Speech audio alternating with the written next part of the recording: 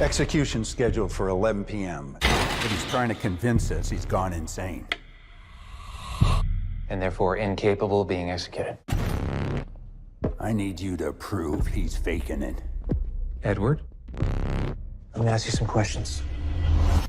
I'm not Edward. I'm a demon. Demons aren't really a thing. What happened to Edward? We own him. We? He's a master manipulator. You have your head so twisted around you think you're the killer, not him. And give me something to make me believe you. Prove to me you're a demon.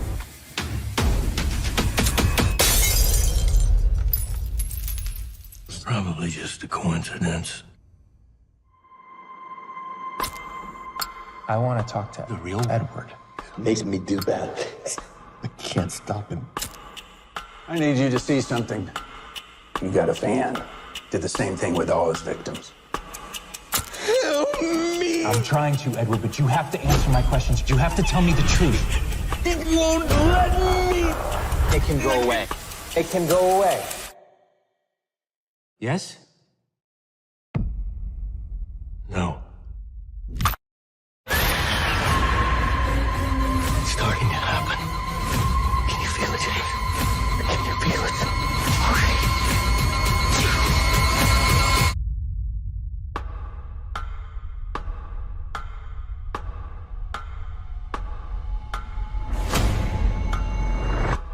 I think it's time we tell you exactly what it is that we'd like you to do.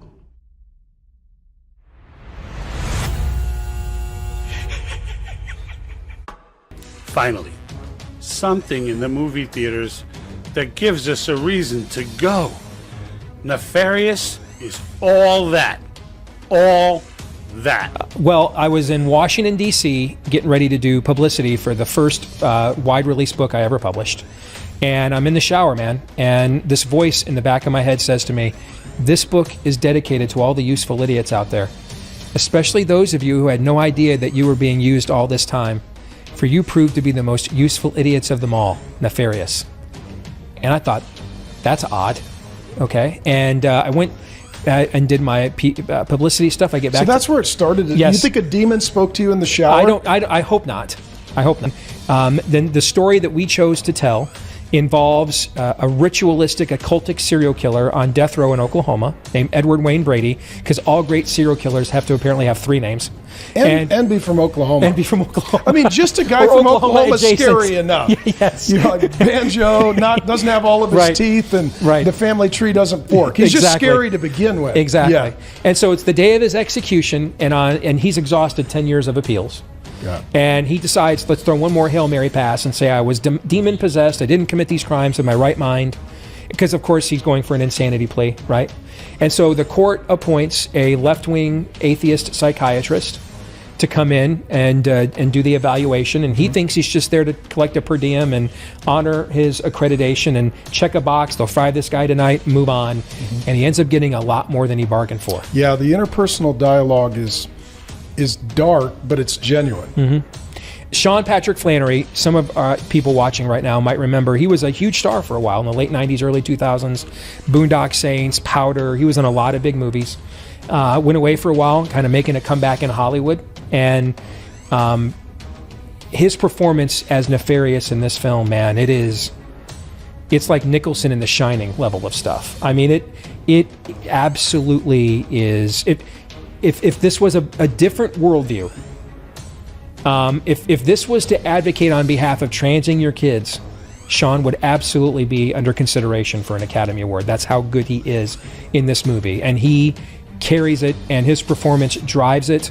And what you're going to see when you see our film, and our marketing is intended to bring in the young, pagan, unbelieving horror audience. Looks like you got that, Steve. Also looks like you're going to get the Christian audience. Looks like the good guys are finally starting to throw some blows in this culture war. And you know what? They're landing. Let's play offense.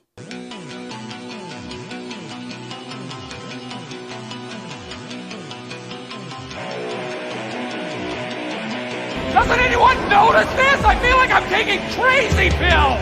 I don't want you to write. I don't want you to write to your congressman because I wouldn't know what to tell you to write. I don't know what to do about the depression and the inflation and the Russians and the crying in the streets. All I know is that first, you've got to get mad. Has the whole world gone crazy? Am I the only one around here who gives a shit about the rule? You have the luxury of not knowing what I know. I want you to get up now. I want all of you to get up out of your chairs.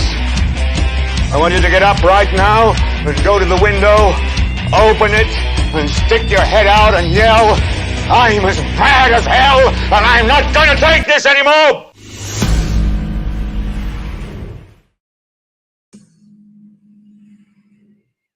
Hello, everyone, and welcome. Can you hear me? Test it. Yeah, okay. Hello, everyone, and welcome to another Wednesday night. I thought my audio was about to go out. Folks, if there's anything wrong with my audio throughout this broadcast, please let me know right away, even if it's just that it doesn't sound right. It's been wacky, and I am not a professional producer, so I've been struggling with this for a couple of days now, and I thought I got it right, but we'll see how that goes. But yeah, so I wanted to start this off by just now. I have been talking about nothing but the movie Nefarious, and I know that I spelt it wrong. I typoed it on that initial break-in for the intro, and I will clip that after the fact. I didn't know until I actually saw it live, of course. But that being said, if you have seen the movie Nefarious already, it broke out this weekend, and it was an absolutely powerful movie in a way that I did not expect it to be. I was kind of blown away by it, and I did a video review on it that I posted, and to at least 2 of the 3 platforms, twice on Rumble actually, because I thought it didn't post the first time.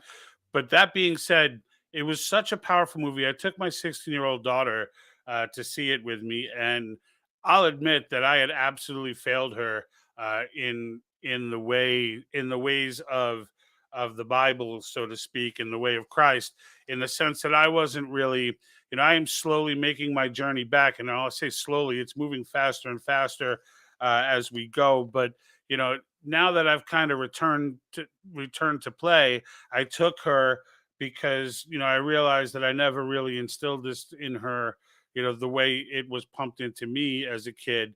And, I lost my way for decades before, starting to make my way back. And I can tell you, as a 16-year-old, you hear Steve Deace say, he's looking for, they didn't target this movie for Christians per se, but it was more targeted for the person who is a pagan and or even an atheist, if you will, as long as they're, obviously the hostile atheists are probably not going to enjoy the movie, but to everyone else who's not like not just pro nothing but anti everything, it's a phenomenal movie. I mean, striking, like Silence of the Lambs, striking, like the character, this character Ed, who's the serial killer. The job that Flannery does portraying this is just epic. And as Steve Deace was mentioning in the intro, I like that one particular interview, which is why I clipped from that. The way he explained it was right. That because if this was on any other subject matter, and if this, it's not even about the subject matter, it's just about who made it. And the script was written based on the book from Steve Deace, A Nefarious Plot, which, by the way, I am running out to get. I thought the movie was the book, like the movie was done on the book, and it was based on the book. But from what I understand, to those that have read the book, is that there's actually it's a different thing going on. Like they're connected, but they're not the same thing. So now I need to go buy the book.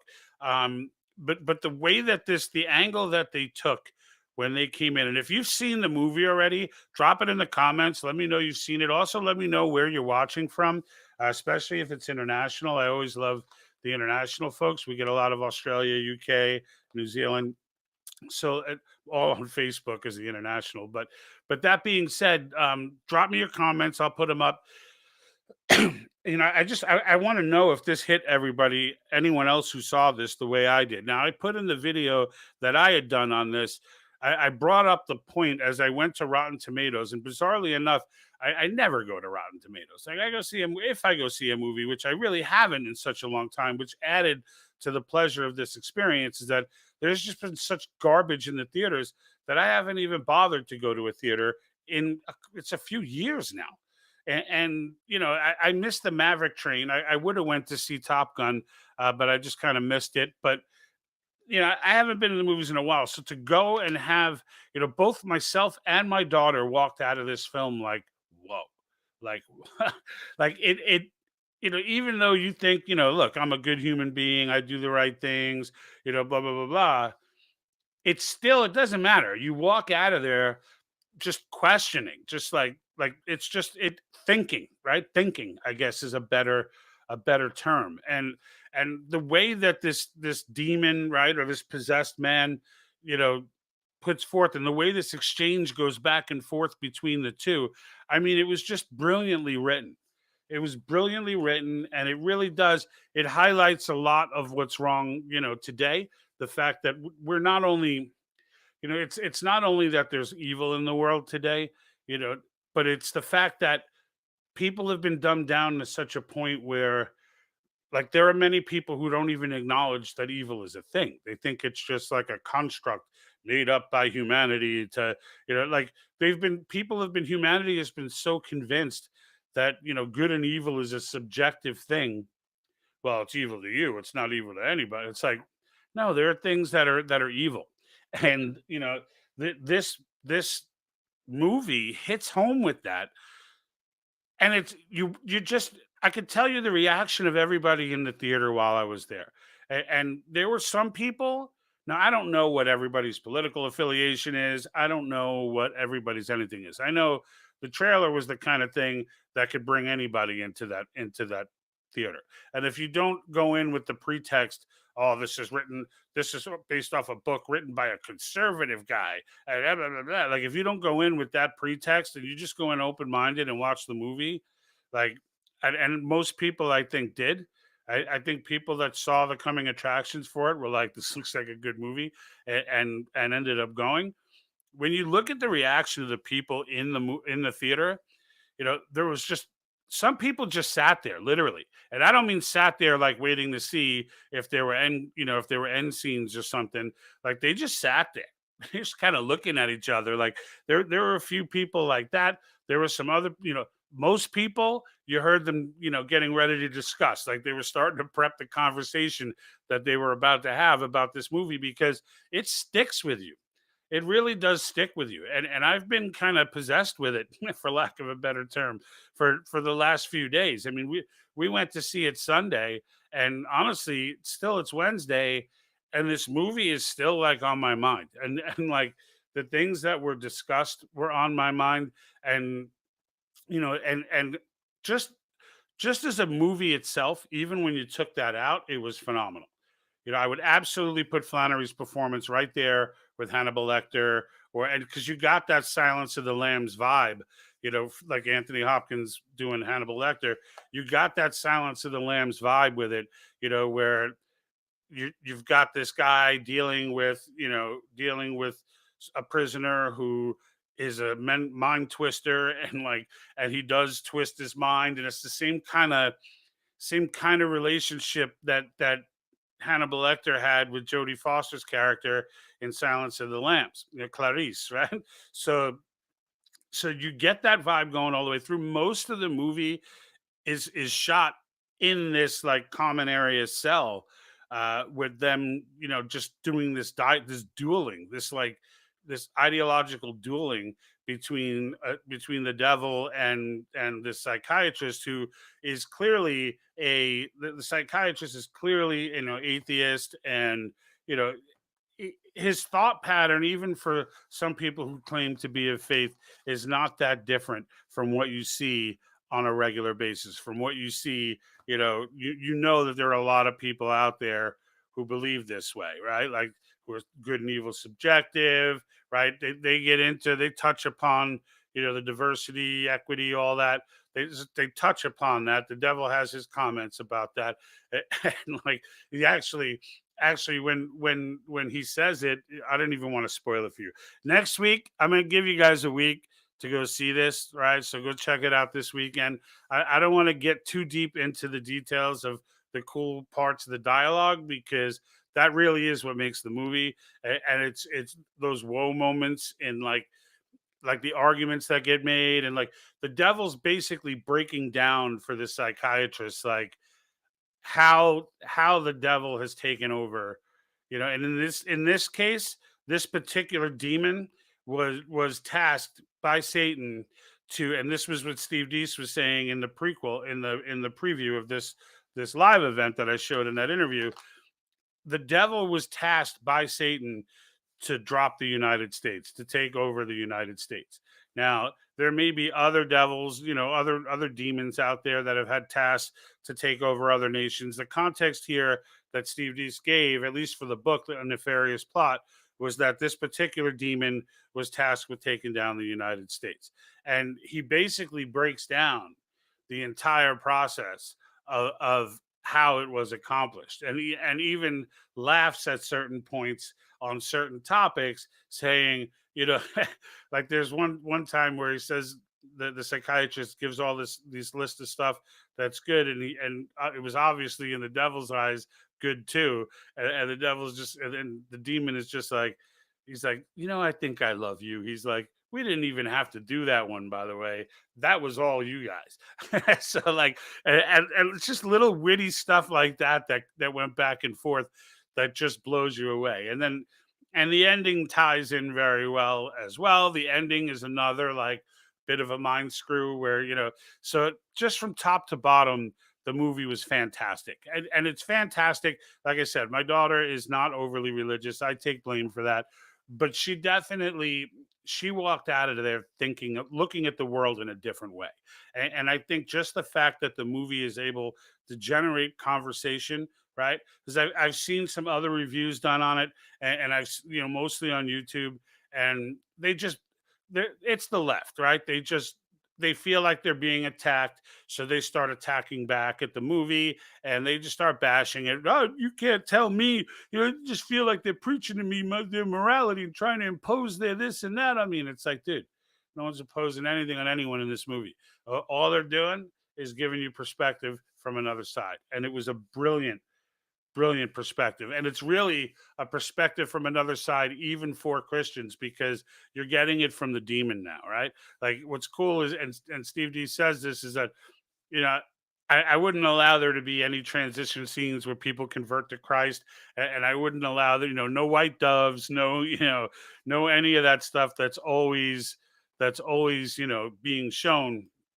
It's always just the kind of, he wanted to make sure he left that out, because that's always in every Christian movie. And you have this like box that you put Christian movies in. This is not in that box. This is a whole new box. It's not even in another box. This is in its own box, and it was amazing. Jack 249 says on YouTube, says, I heard someone say we're in the midst of a spiritual war that manifests itself through politics. Yeah, look, it looks that way, right? I mean, there's no way for you to not connect politics and religion. It drives me crazy that like, religious like churches and stuff. Oh, they can't speak of politics on the altar. It's like, well, what the hell is that? Of course they should be able. You can't. That's the core of people's beliefs, right? You can't not be political. Like there's no way you could tell a priest, but they found punishment for them, right?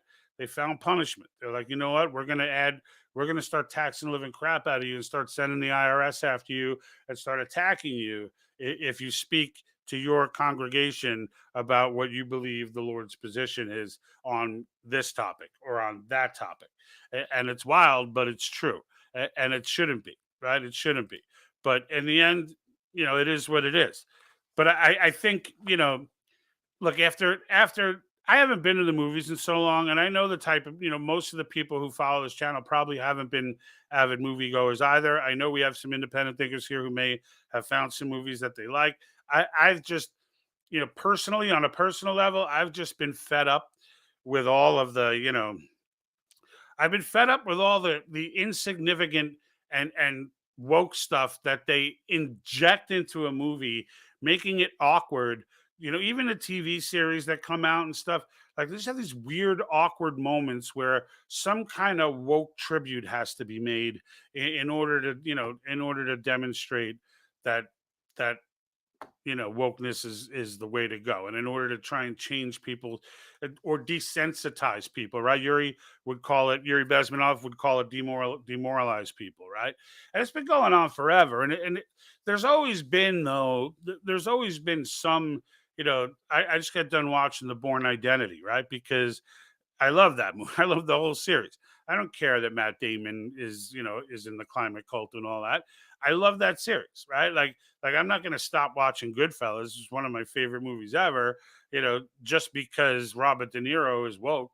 Like I don't care that the actor is woke in their personal lives. What I care about is that they keep injecting it into films. And I can watch Goodfellas and forget that Robert De Niro is woke. I can't watch television today, most of it, with the exception of the series Mountain Men.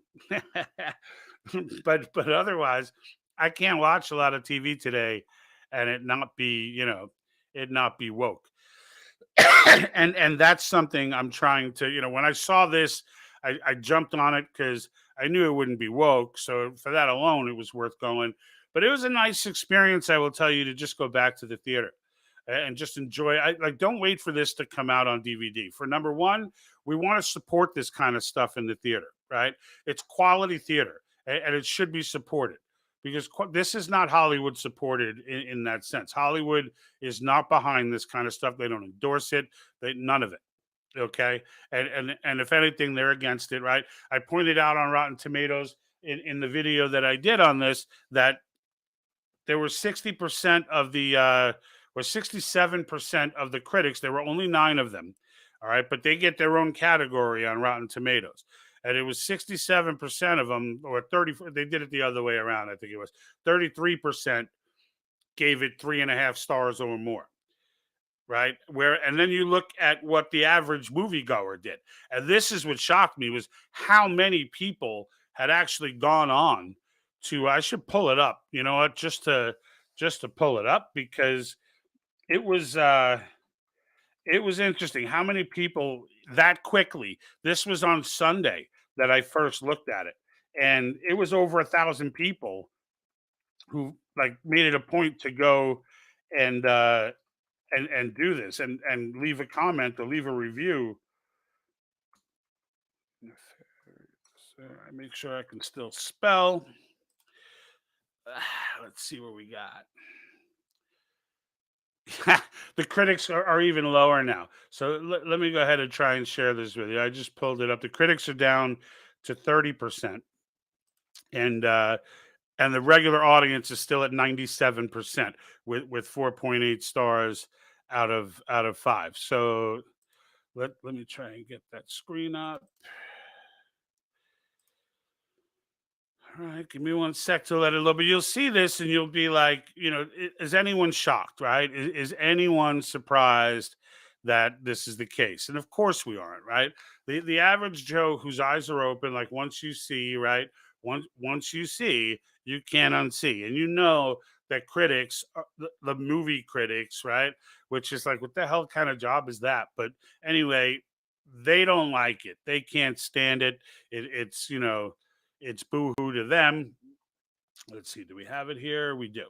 So here it is. So you see the green splotch there. That's the critics. And I don't know if you can see. If you're having trouble seeing it, let me know as far as how many there are. But now, as far as the Rotten Tomatoes approved critics, so one more added on. So they got one more critic, and so there's 10 now. And that person says that it was not good, right? It was less than 5. And you hear the kind of stuff. The film's heavy-handed and bogus message tells us that Hollywood is immoral because it acts to corrupt its viewers' minds, and then dogs it, right? And another guy, aside from a few questionable decisions, nefarious is interesting. That's probably one of the 30%, right? So let's see. Character-based thriller uses spare setting for big time chills sans gore. So this guy liked it. The red tomatoes are the good ones. So I thought they were the bad ones, but those look like those are the good ones. So the only thing not covered in this Christo-fascist manifesto of a movie is guns. So you see where these guys are coming from, right? And this is what, this is exactly, I made a joke in the video that I did. This is exactly what the demon would say if he was reviewing the movie, right? I think it's hilarious. I think anyone who's objective at all would agree that that's the case. So how about a Jesus revolution? Yeah, we could definitely use one. There's definitely not enough Christ. There's not enough morality, period. Right? Like at this point, like just from a constitution. I mean, obviously, I would love for everyone, for there to be a Jesus revolution and Christianity really get back to front and center stage from a morality perspective for sure. But I'll take, like, all the major religions have good morality. You know what I mean? As far as they're what they preach. There's radicals, right, in different ones, but the morals of behavior, some stricter than others, right? But like the morals of behavior are pretty much, are pretty much in line. Now you get radicals, right, like terrorists and things like that who go different branches and stuff. But like in the end, if the world, if you looked at whether it's the Torah or or Christianity or the New Testament, the general message is clear, and it preaches, it preaches good things, right? The 10 commandments, there's nothing nefarious in there, right? And you can see that the devil is absolutely alive and well in the world that we're living in. And it kind of drives me wild that, like, the more and more I look into stuff and the more and more I see of things, like, for example, they just had the Academy Awards, right? I mean, it's not just that I see it, right? They just did, was it the Academy Awards? I don't know which one it is, Grammys maybe, where they did the devil costumes. They literally put on like a ritualistic, like a satanic ritual on stage, complete with fire and hats with devil horns and everybody in red. Like it was wild. It was wild. And like this is this like they're sitting there doing, Tom McDonald, who's a rapper, made a comment in one of his songs. He has a song called Satanic Rappers, and he like breaks down like the whole thing. And one of his things that he says in it was he makes the accusation that they literally are doing satanic rituals, getting the fans to repeat back, comments and making the fans a part of the ceremony is how he lyricized it. And when you look, right, you may say that's wild, that's crazy. I can't, and it is kind of wild. Don't get me wrong, but we've gone through with you all the demonic stuff, symbolism and whatnot in Hollywood. Like that's not a coincidence. Like these all-seeing eyes that show up on the bottom of Goofy skateboard, and like it's Goofy, for Christ's sake, and they flip it quick. It's like you have to freeze frame it, but you freeze frame the actual one and it's there. So like where do you go with that? How do you process that? How do you know, like, how do you know how to process that? And I can't help but process that and say it was intentional. These are not, no one's slipping something in on these artists, right? Like no one's slipping something in on the artists that are doing Disney cartoons. I mean, I looked up 6 versions of a DuckTales cartoon because I refuse to believe that the eye chart in one of the photos, actually, in a small clip, you see it in like 5 shots, but there's one of them that's real quick where the letters are rearranged, and it literally spells out on the eye chart in the background, ask about Illuminati. Like that's stuff that you have to, like, how do you process that, right? Like how do you like somebody intentionally doing the art intentionally rearrange those letters to do that? And it's like, now there is something in the occult where they have to show homage by pay, but like, you know it's wild right now. The atmosphere in Hollywood is wild. So when we see a movie like this come out, right, where it kind of brings in, he says he wrote this for the pagan viewer, right? And it wasn't written for Christians. Like he wrote the book for pagans. He wrote the book to give that perspective to pagans. And like I had someone reach out to me on the YouTube channel on a different video, but it was on this topic, and he was supporting atheism, and he considered belief in Christ or even in a creator in general. He considered it wishful thinking, and my response to him was, well, a Christian or someone who believes in intelligent design and or creationism could make the same argument to an atheist. And the reason being is that if you're an atheist, well, it's wishful thinking that there's no judgment, that you could do whatever the hell you want and then just rot in the dirt. Because there will be judgment. And it's very easy for someone to say, no, there's no God, there's no God. So therefore rationalizing that they will not be judged and can then do whatever they want. Like if someone were going to label something wishful thinking, I would think that's what it would be, right? And we went back and forth quite a bit on this topic. Jack 249 over on YouTube says Jesus Revolution is a movie that's in theaters now. Oh, really? You dupe to do? It's do da do. Dupe to do. It's very good, and it stars Kelsey Grammer. I didn't know that, so there you go. And you know what? Jesus Revolution is not the reason I didn't know that, because I wouldn't have known about Nefarious either. Like I found out about Nefarious because it's becoming popular, right? And I think that's the uniqueness of the approach of Nefarious is that like I think just the name Jesus Revolution, theaters are, even though it's ridiculous, right? But even just the name is going to turn off movie theaters because they think that this is going to get labeled a Christian movie. Whereas what Steve Deace did was he slipped it in there and get rid of the wrong one. He slipped it in there slyly, and I say slyly because there are a lot of moviegoers who are going to go see Nefarious because they want to see a psychological thriller.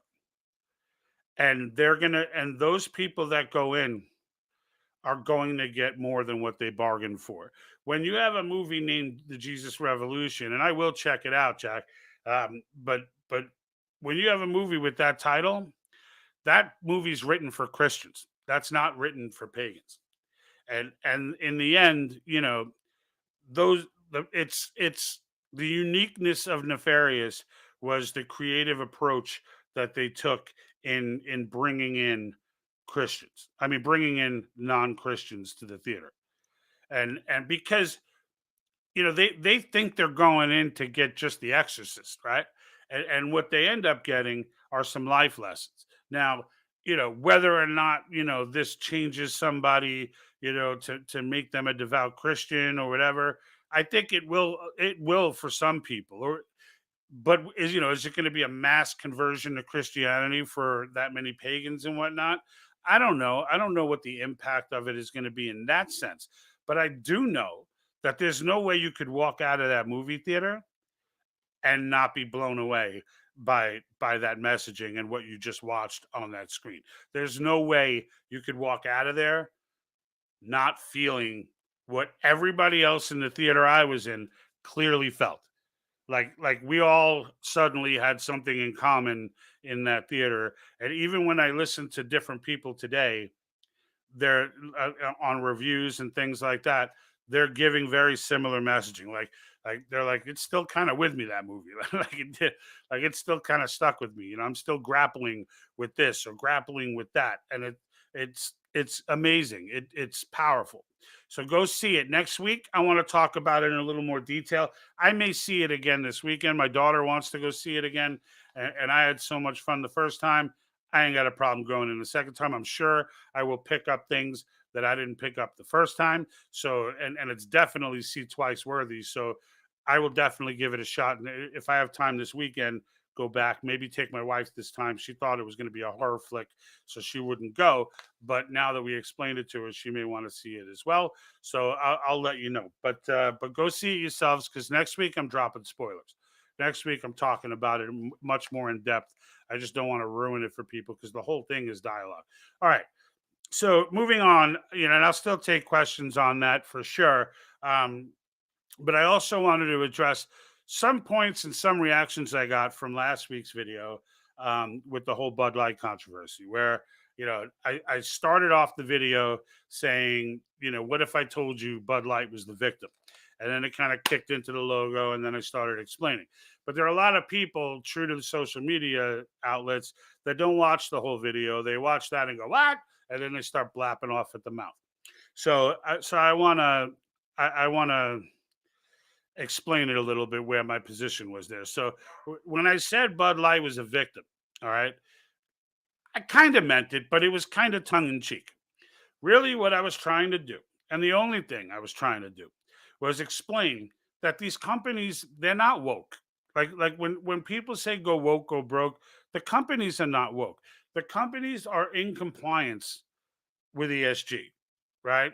And I'm assuming at this point everybody, or CEI is a subset of ESG, Corporate Equity Index or Corporate Equality Index.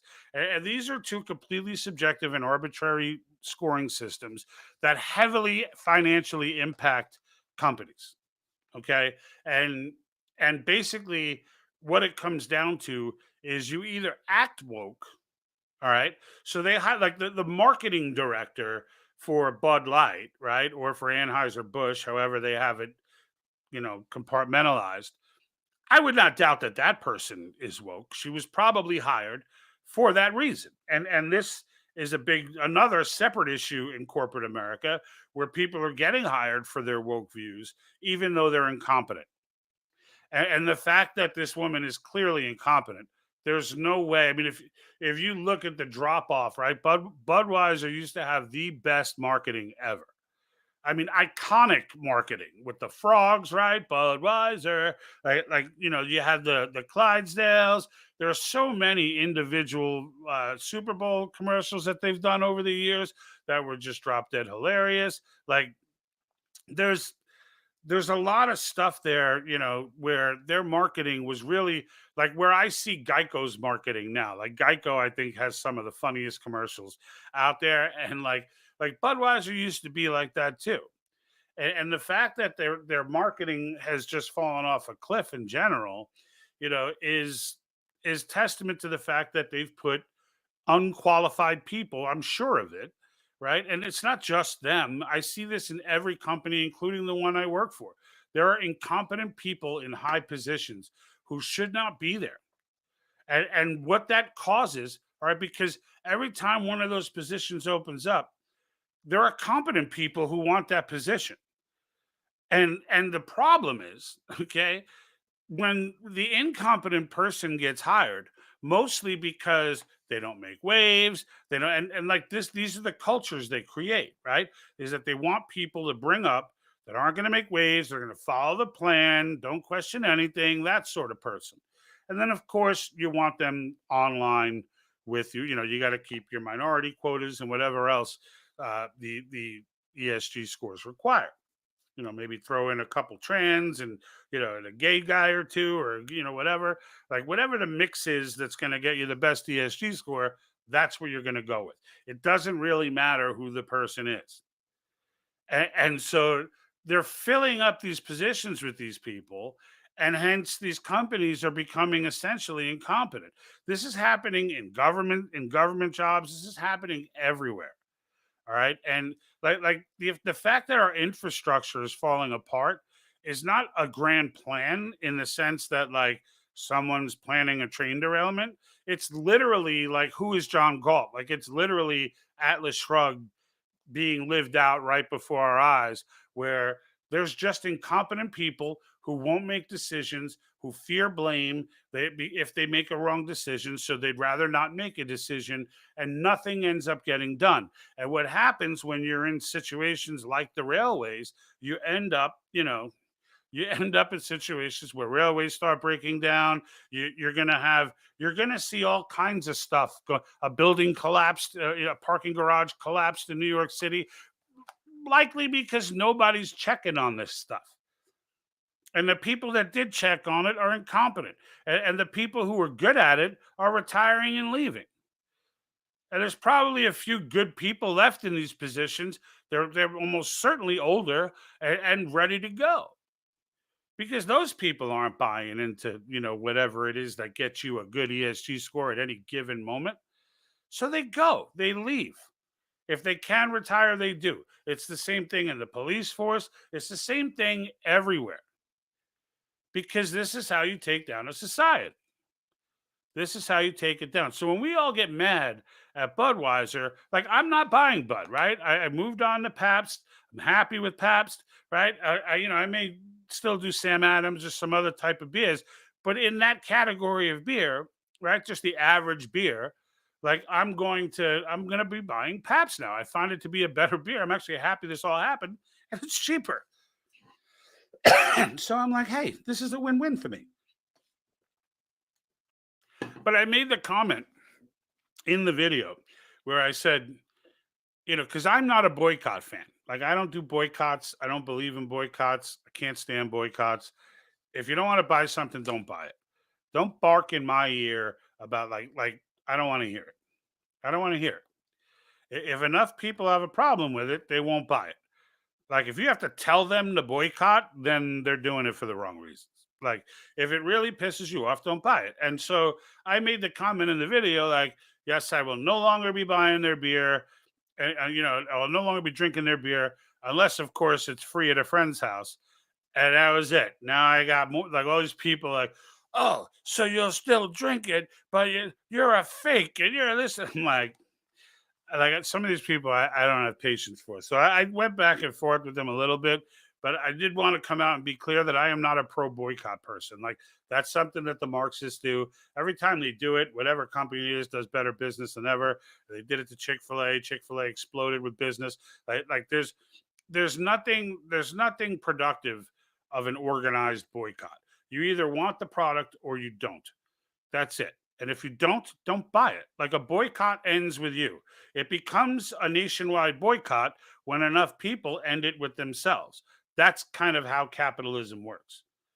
But, like, the idea that now, not that Bud Light's the best beer ever, but the idea that now I will not drink a Bud Light, like, it's not the beer's fault. Like, the beer didn't do it. It's like, why am I taking this out on beer? Like if I had a case of Bud Light in my fridge left over before I decided to not get it, you could bet your shirt I'm drinking that. That's a beer foul. I would never leave well brewed beer, like fully brewed beer there sitting in front of me. I would never throw that away. Blasphemy, I tell you, on the beer sense. So yeah. So I wanted to clear that up because it was bothering me that I had to keep going back and forth. Sometimes, you run across these people and all they want to do is argue. All they want to do is argue. The queen of beers. Yeah. Oh my goodness. So we're back on this Jesus Revolution. So Kathy says the Jesus Revolution is based on a true story. Chuck Smith and Greg Laurie, who started Calvary Chapel and Harvest. Those are two massive churches, by the way.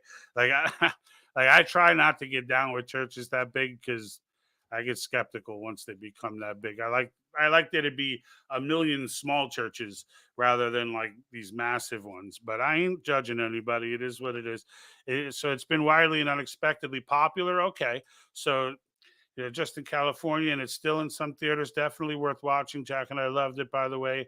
Is Jack, which I don't think you realize. We miss you, George. So Jack was Mr. Burns, who, and I thought it might be, but because of the number, I wasn't sure. So I didn't want to just assume that. I'd have someone who wasn't him freak out and be like, dude, who's that? Why are you calling me that? But Jack started the channel with me a couple of years ago, and we'll definitely be back on again. I've been doing this solo for a while now because the Wednesday night lives, I've been kind of rushing home, and I know what topic I'm going to do ahead of time, and I know all that. But like, I get home and it's just like a panic situation where like, I got to be on at 5:30. I'm getting home, 5 o'clock, or work ends at 5 o'clock, and it's just madness. So like, I haven't really been doing guests a lot lately, and I've been still shadow banned by everybody. So we had one video, like the Bud Light video, got some play. and then they hard stopped it at 12,000. So it got to 12,000 views, and then they hard stopped it. The Nefarious video did very well on Rumble, or is doing very well on Rumble, considering we have a much smaller community on Rumble. But in the end, that's the community we want to grow. So for all of you out there who may be watching this on Facebook, I doubt, with the exception of Jack, that there are too many people watching on YouTube, because YouTube just has never.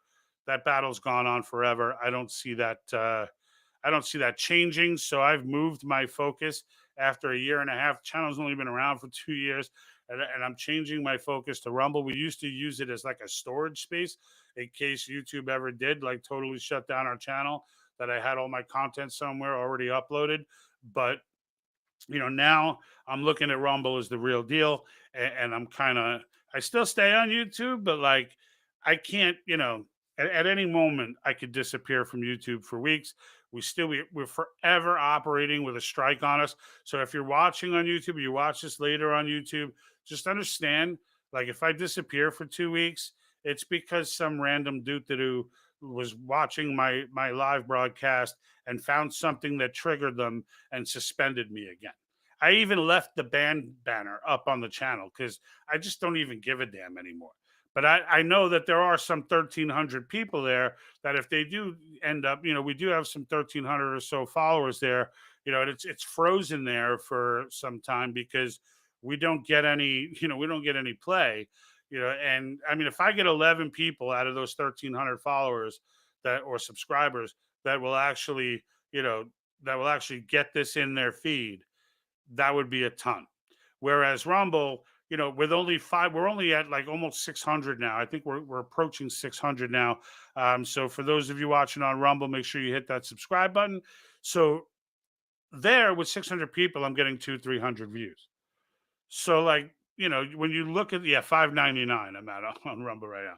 So that's growing, right? We were at like 540 or something like that a couple weeks ago.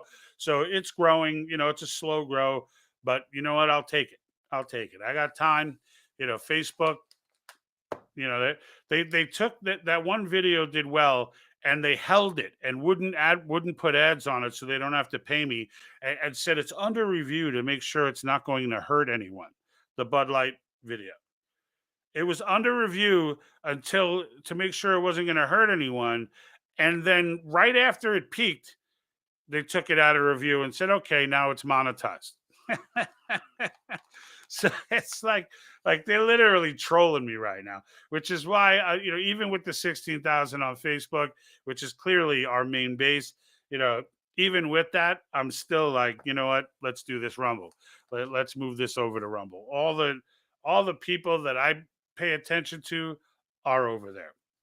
So that's that. And with the Bud Light video, like, I don't know what they were looking for as far as, harmful to people, like, but that's how they operate, right? It's just nonsense.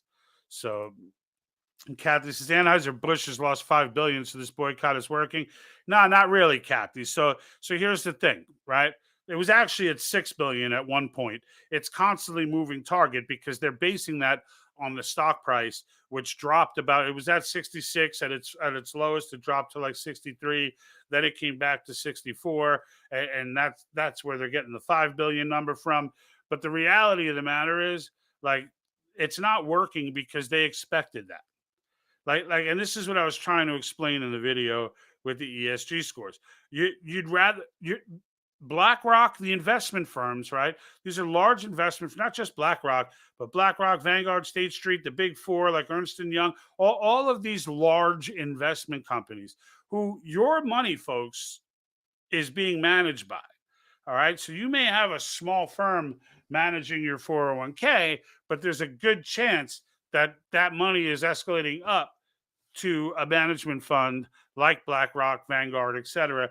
They operate more. Just BlackRock, Vanguard, and State Street alone, okay, are managing $20.5 trillion of people's money. All right. And that's the money that these large corporations are getting. They're the major holder. Like, I did that one video where I walked everyone through the exercise of showing like how BlackRock, State Street, and Vanguard own everything. They're the major, as investment firms, they're the largest stakeholders in virtually every single company you can imagine. Google, Facebook, Pepsi, Coke, where you thought they were warring, right? No, not really. No matter who you pick, they win. Like they're not. They control so much, even though the money's not theirs. But the fact is, people don't care. They put their money, they invest it with them, they get a return, and they're happy. But what they need to understand is that they're weaponizing this money, and they're weaponizing it in a way that is not in the United States' best interest. What BlackRock is doing is hedge, just like a lot of companies are doing, is hedging their bets. Now, this is all public companies, right? There are no privately owned companies who are going down this road. This is all public companies.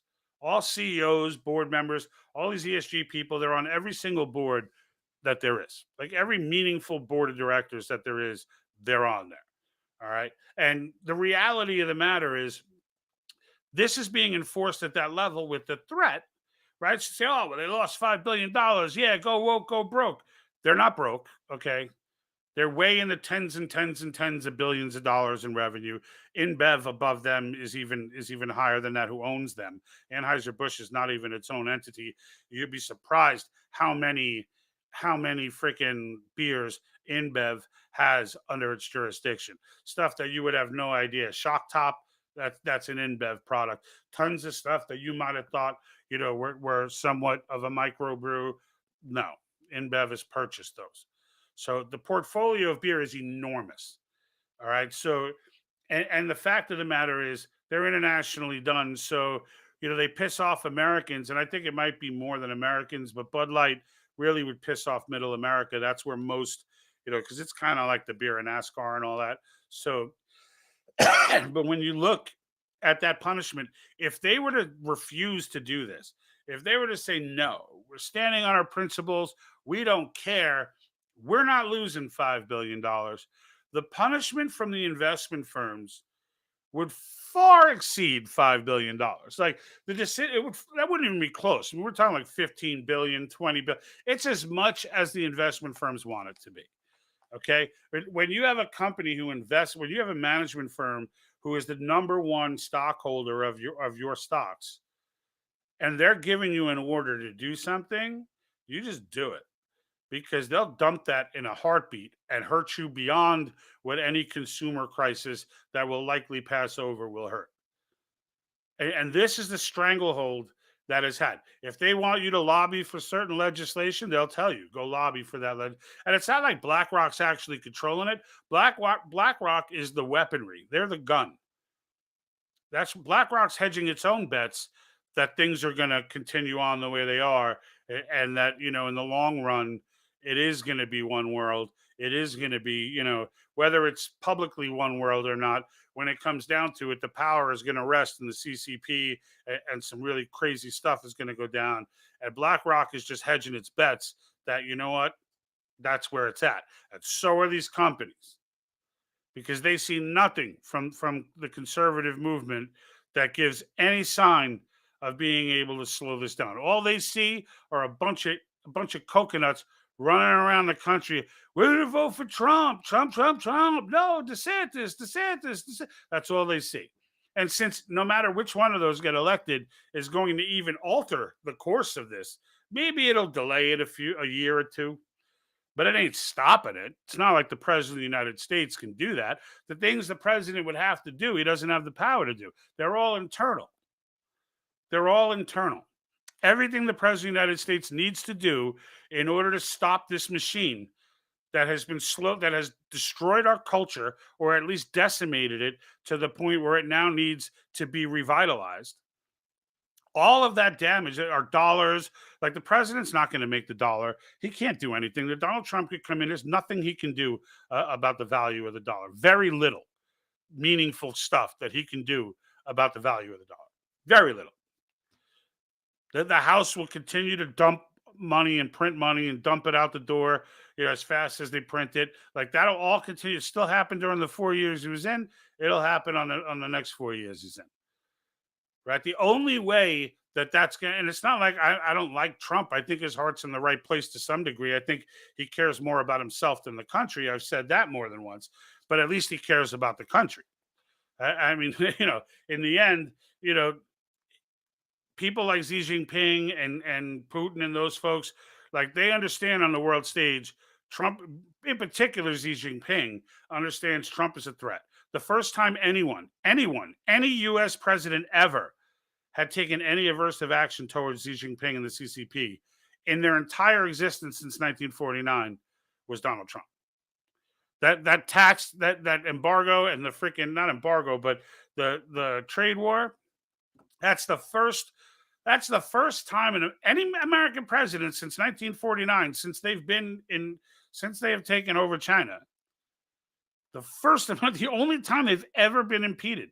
They've been steamrolling straight through. So yeah, he could have his trade wars and he could do those kind of things, but that at this point in the game, that's not changing the course of the way things are going. It's just not.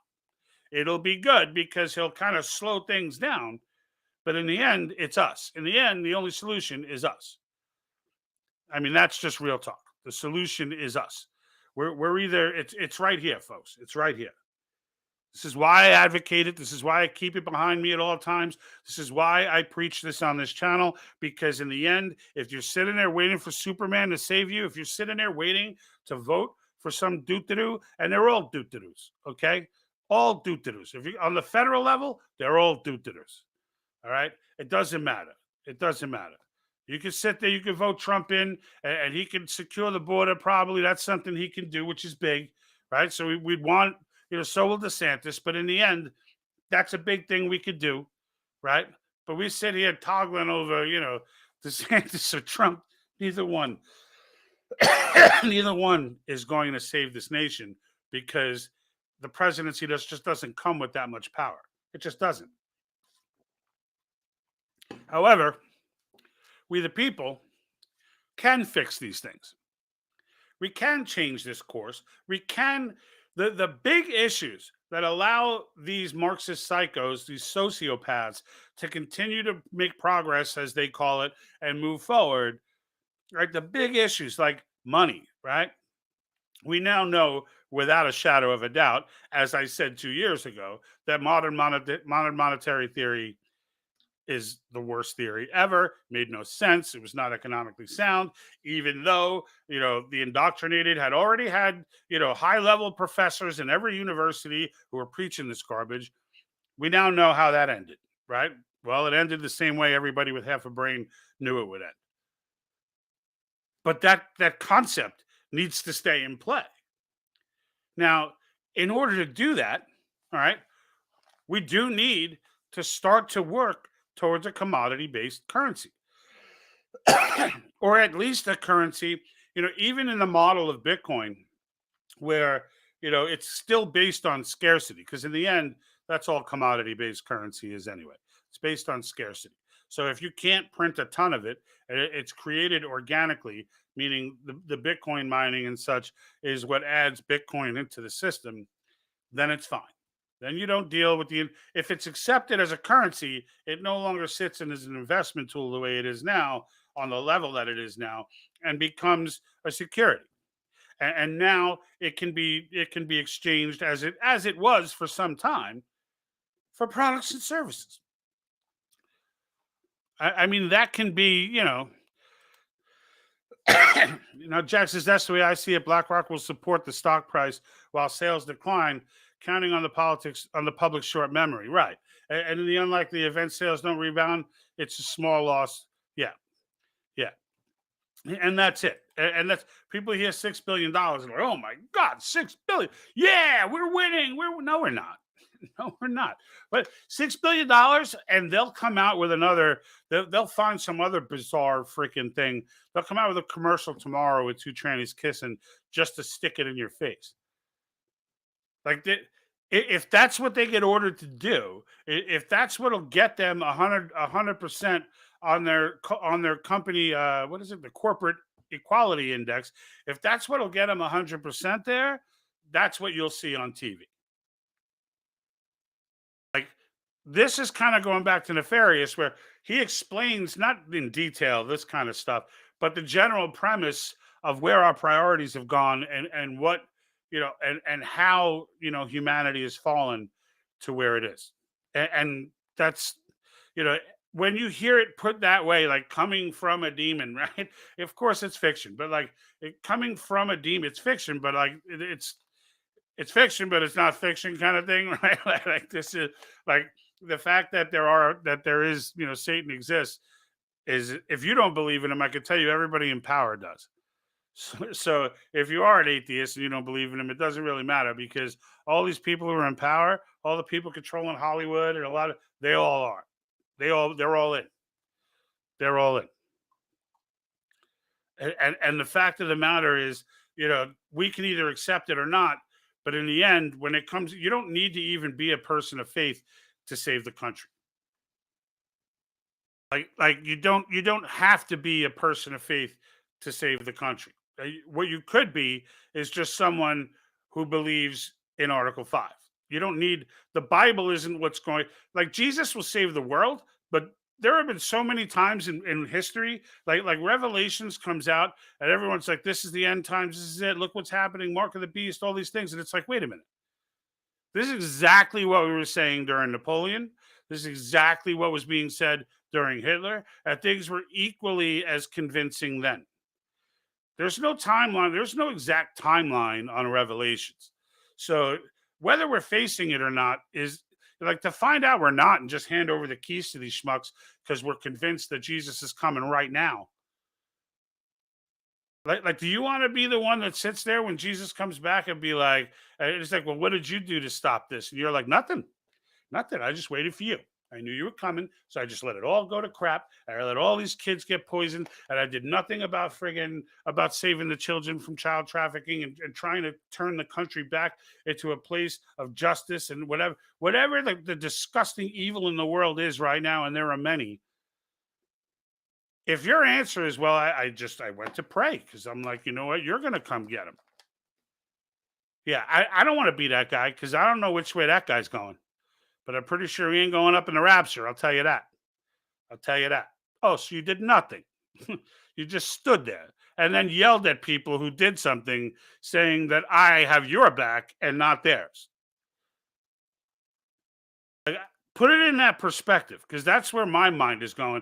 This is one of the reasons I can't really fully identify with a church, like a specific church, because, like, I'm just not seeing, I see too many people who are just like, it's in God's hands, leave it alone. Everything's in God's hands. Does that mean you do nothing for anything? Like, I mean, that's a strong position, but it is what it is. That's where I'm at right now. So I'm open to change. I'm growing, I'm learning. But in the end, that's where I'm at right now. Article 5 is a serious action we can take right now to turn this country around. It's a serious action we can take right now. Right, 19 states on board. I'm still waiting. I'm waiting. The 20's coming. I just got done watching. If you should watch it too, the Convention of States Project broadcast. They do them once a week. Follow them. Click the bell and click to get all the notifications, so you know when they come up. They're not constantly blasting stuff. And when they do, though, they've got good information. Iowa is they're feeling good about Iowa making movement to be. There's a competition right now. Iowa, New Hampshire. We're trying to see who's going to become number 20. Kansas. Even though Kansas didn't pass, we got a majority in both House and Senate. But Kansas is actually still on the table. They didn't pass because they have this unique clause that was put in that back in the abortion time, back in the 70s, because they were trying to call a convention then, and Kansas put in a clause saying, only for an Article 5 convention, there needs to be a supermajority, which is unconstitutional, and they're fighting that right now, and they have the Attorney General's blessing to fight that. So, of Kansas. So, in the end, they already got the votes. They already got majorities in both House and Senate. So, it's just a matter of getting rid of this unconstitutional rule, and then, bing, it's done. So, they could actually become number 20, because as soon as they get a ruling on that, if it gets undone, well, the vote's already happened. It's done. Bing, instantly, just like that. They're number 20. So there's a lot going on. And we're still on pace for this 4 or 5 to come on this year, which last year 4 was the most that came on in 1 year, and now we're looking at another 4 and 5. If everybody just got dialed in, like if everyone stopped going, oh, it takes so long, it'll be done before. Like everyone's got a reason to hate on stuff, and it just drives me nuts. It just drives me nuts. Like even if all you did was just get a camera, sit in front of a screen like this, and preach. Educate yourself on it. Get up there and preach. Not on Jesus. You could do that too. That's awesome. But I'm saying in this case, educate people on our Constitution. We've got an entire nation of people who have not learned civics in a formal setting. Generations. I believe it's the boomers who are the last ones who actually had civics in their class. Every other generation that's alive today, there might be a few of the greatest generation left, the World War II generation, but it's pretty much boomers now. It's pretty much boomers at the top of the food chain, and then it's Gen X, and then going down from there. And the fact of the matter is, the boomers are the last ones with a civics class. It was replaced with social studies when this entire nonsense began. And now everyone's just civically stupid. And it's fine. It's not like I'm not even blaming people for it. I'm just saying right now, you got to get yourself educated up. Like it's time. We can't continue. It's one thing to understand that you were deprived of this education, even to understand that that was done for a targeted reason. But it's not okay to be like, well, screw it. I'm just going to believe every single doo-doo on TV and on YouTube, including myself. I don't want you to just believe me. You hit me up and I'll point you to the documentation is what I'll do. I'll show you where to go to hear both sides. I'll point you to JBS, John Birch Society, so they can tell you all the scary stuff. Oh, the boogeyman's going to come. If we select delegates, they're going to take on magical powers and change the rules of ratification and write their own constitution. They'll give you all of that crap, okay? The only thing I ask you to do when you look it up is source their stuff. Don't just listen to them. Like, don't just listen to them, then listen to cause. Listen to them.